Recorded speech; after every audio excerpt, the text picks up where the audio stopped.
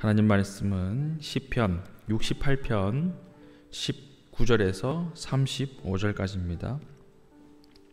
시편 68편 19절부터 35절까지 말씀 한 절씩 교독하고 마지막 절은 함께 읽겠습니다. 날마다 우리 짐을 지시는 주 곧 우리의 구원이신 하나님을 찬송할지로다. 셀라. 하나님은 우리의 구원의 하나님이시라. 사망에서 벗어남은 주 여호와로 말미암거니와 그의 원수들의 머리 곧 죄를 짓고 다니는 자의 정수리는 하나님이 쳐서 깨뜨리시리로다. 주께서 말씀하시기를 내가 그들을 바산에서 돌아오게 하며 바다 깊은 곳에서 도로 나오게 하고 내가 그들을 심히 치고 그들의 피에 내 발을 잠그게 하며 내 집에 개의 혀로 내 원수들에게서 제 분깃을 얻게 하리라 하시도다. 하나님이여 그들이 주께서 행차하심을 보았으니 곧 나의 하나님 나의 왕의 성소로 행차하시는 것이라. 소고치는 처녀들 중에서 노래 부르는 자들은 앞서고 악기를 연주하는 자들은 뒤따르니이다. 이스라엘의 근원에서 나온 너희여 대회 중에 하나님 곧 주를 송축할지어다. 거기에는 그들을 주관하는 작은 베냐민과 유다의 고관과 그들의 무리와 스불론의 고관과 납달리의 고관이 있도다. 내 하나님이 너의 힘을 명령하셨도다. 하나님이여 우리를 위하여 행하신 것을 견고하게 하소서. 예루살렘에 있는 주의 전을 위하여 왕들이 주께 예물을 드리리이다. 갈밭의 들짐승과 수소의 무리와 만민의 송아지를 꾸짖으시고 은조각을 발 아래 밟으소서. 그가 전쟁을 즐기는 백성을 흩으셨도다. 고관들은 애굽에서 나오고 구스인은 하나님을 향하여 그 손을 신속히 들리로다. 왕의 땅의 왕국들아 하나님께 노래하고 주께 찬송할지어다. 셀라. 옛적 하늘들의 하늘을 타신 자에게 찬송하라. 주께서 그 소리를 내시니 웅장한 소리로다. 너희는 하나님께 능력을 돌릴지어다.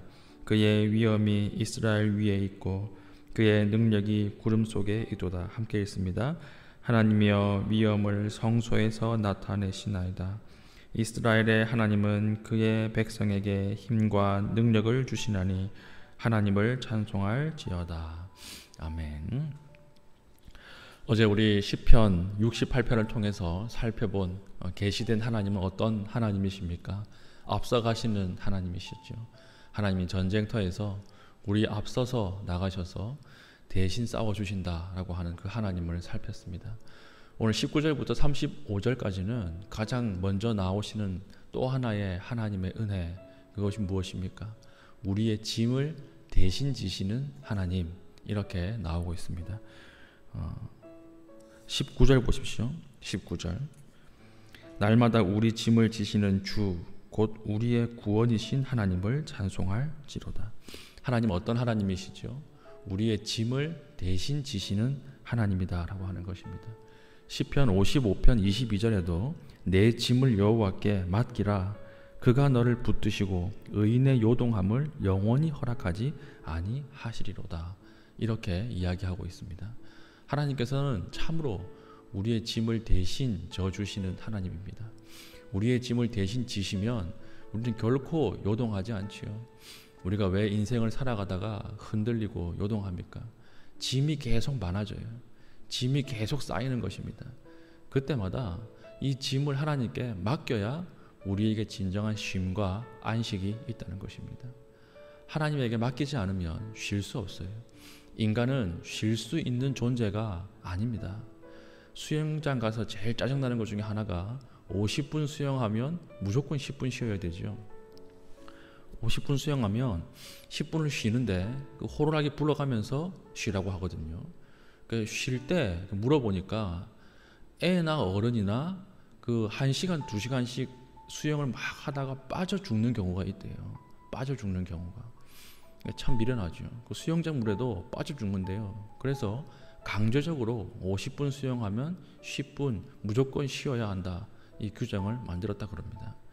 이걸 들으면서 이런 생각을 했습니다. 아, 인간은 쉴 수 없는 존재구나. 인간은 진정한 안식을 할 수 없는 존재입니다. 왜 그렇습니까? 짐이 계속 쌓이기 때문에 그래요. 걱정이 쌓이고 두통이 오고 계속 기도 제목이 늘어나지 이것이 반대로 가는 경우는 없다는 것입니다. 그래서 하나님께서 우리에게 너의 짐을 내가 대신 져주겠다 이렇게 말씀하시는 것입니다. 예수님도 마찬가지셨죠. 예수님도 수고하고 무거운 짐진 자들아 다 내게로 오라, 다 내게로 오라 그랬어요. 오라. 그러면 너희의 짐을 내가 대신 져줄 것이고 내 멍에와 내 짐, 가벼운 짐을 너희가 지게 할 것이다. 그러니까 신앙은 어떤 능력이죠? 짐을 맡길 수 있는 능력이고 쉴 줄 아는 능력이에요. 좋은 신앙을 가지고 있다는 것은 맡기는 힘이 강하다는 것이고 쉴 줄 안다는 그런 뜻입니다. 큰 문제만 맡기나요? 어려운 문제만 맡기나요? 아닙니다. 작은 문제도 하나님께 맡길 수 있어야 하고 작은 일도 하나님께 맡길 수 있어야 한다는 것입니다. 우리가 돈이 많아도 은행에 맡겨야 되고 돈이 적어도 은행에 맡겨야 돼요. 그렇죠? 그것처럼 우리의 힘은 어디에 있습니까? 맡기는 능력에 있다는 것입니다. 맡기는 것은 무엇입니까? 내가 가지고 있는 것보다 훨씬 선한 결과가 있다고 믿는 것입니다.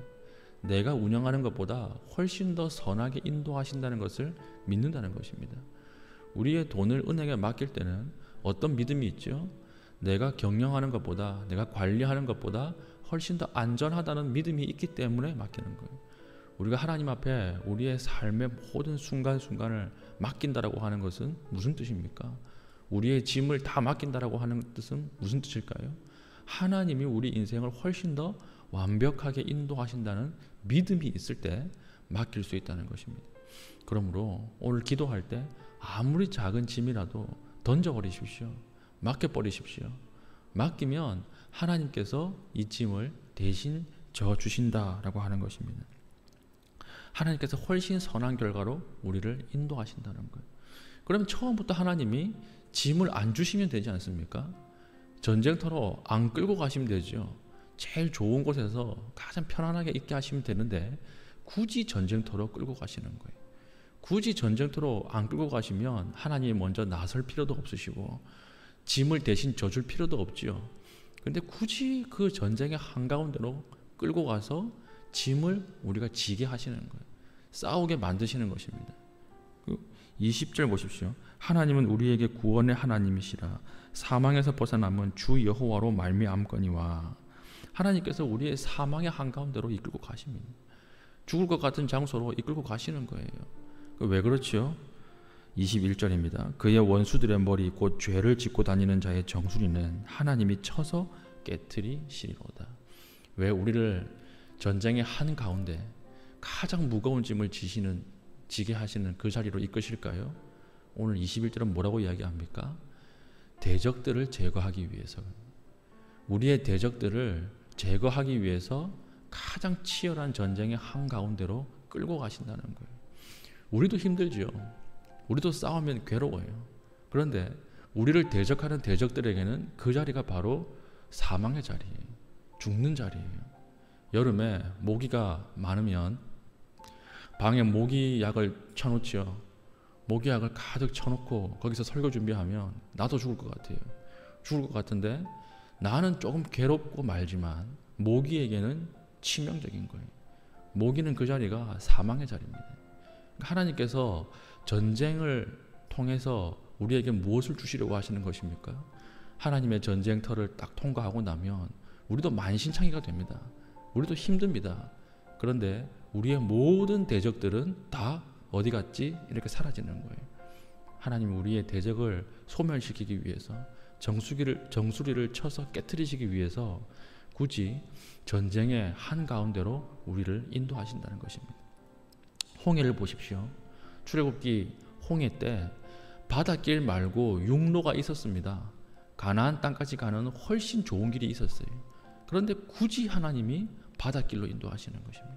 굳이 하나님이 바다 한가운데로 인도하신 거예요. 왜 그렇죠? 이스라엘 백성들 다 죽어봐라 이러고 인도하신 것일까요? 아닙니다. 바닷길을 건너는데 편했을까요? 절대 안 편했을 거예요. 마른 땅같이 하나님이 동풍을 불어서 밤새도록 말리셨지만 그러나 수레나 그리고 가축들이 지나가기에는 아직까지 힘든 땅이었어요. 포장된 길이 아니었어요. 빠지고요. 괴로운 길이었을 것입니다.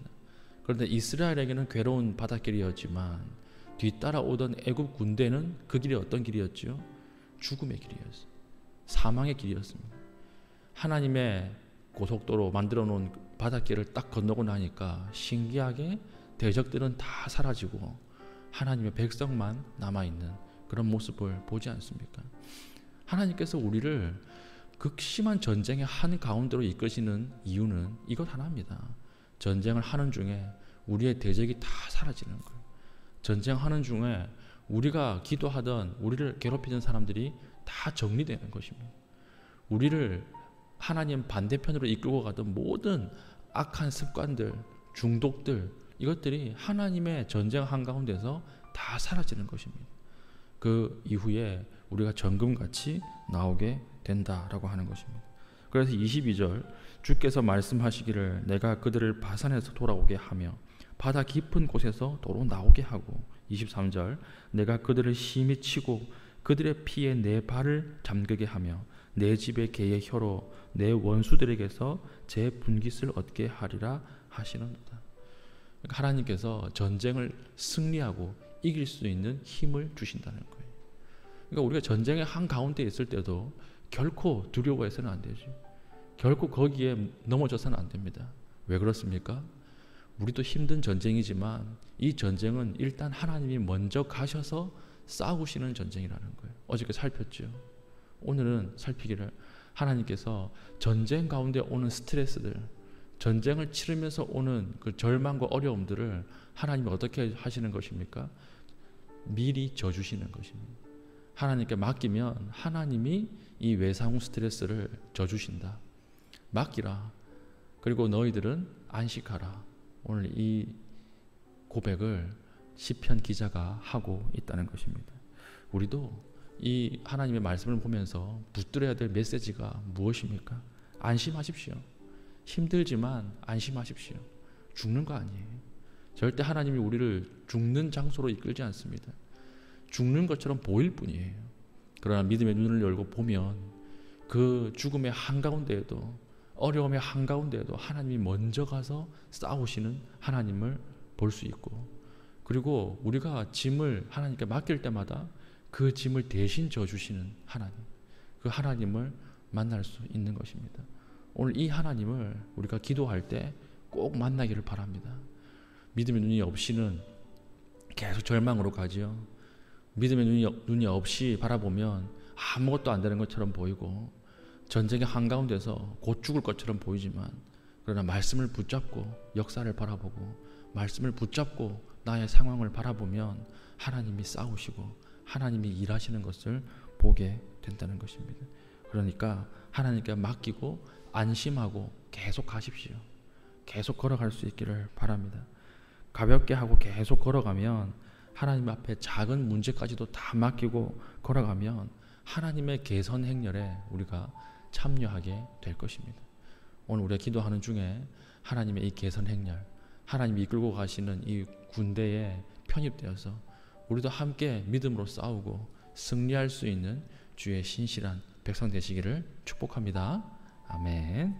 이 시간 다 같이 기도하겠습니다. 기도할 때에 하나님께서 우리 싸움을 대신 싸워주시고 또 하나님 힘을 주셔서 끝까지 싸울 수 있도록 은혜 베풀어 주시옵소서. 포기하거나 낭망하지 않게 하여 주시고, 하나님 힘든 가운데 있지만 하나님께 맡기고 안심할 수 있도록 마음의 평안을 내려 주시옵소서. 개인적인 기도의 제목들을 놓고 하나님 앞에 자유롭게 기도하신 이후에 돌아가시겠습니다.